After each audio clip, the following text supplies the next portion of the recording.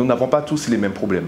Certains ont des problèmes spécifiques à la matière, d'autres ont des problèmes concernant la méthodologie.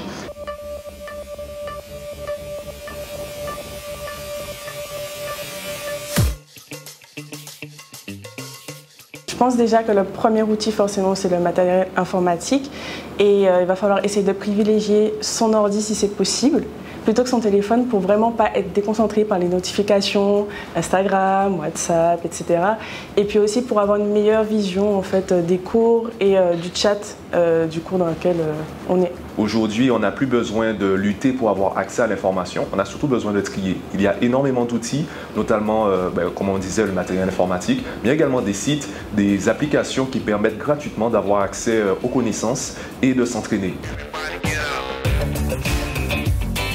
Le plus important, ou du moins l'erreur qu'on pourrait faire, c'est de dissocier le distanciel du présentiel. Il vaut mieux gérer les deux de la même façon.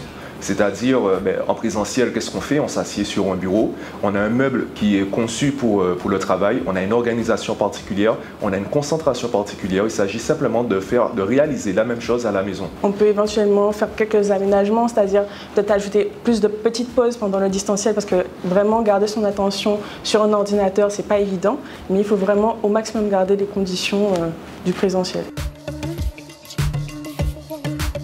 Je pense que la première étape déjà, c'est de cerner un peu quels sont ses problèmes, quelles sont ses difficultés, c'est-à-dire est-ce que ce sont des problèmes par exemple de compréhension du cours, c'est-à-dire est-ce que quand le professeur parle, est-ce qu'on comprend ce qu'il dit, est-ce que c'est vraiment des problèmes méthodologiques, organisationnels du style je ne sais pas comment réviser, quand réviser, la fréquence en fait. C'est à cette question qu'on souhaite répondre à travers la plateforme Educarib. Nous n'avons pas tous les mêmes problèmes. Certains ont des problèmes spécifiques à la matière, d'autres ont des problèmes concernant la méthodologie. Donc pour ceux qui ont des difficultés scolaires, eh bien déjà effectivement c'est isoler la difficulté qui nous concerne réellement et ensuite chercher des solutions directement liées à cette difficulté.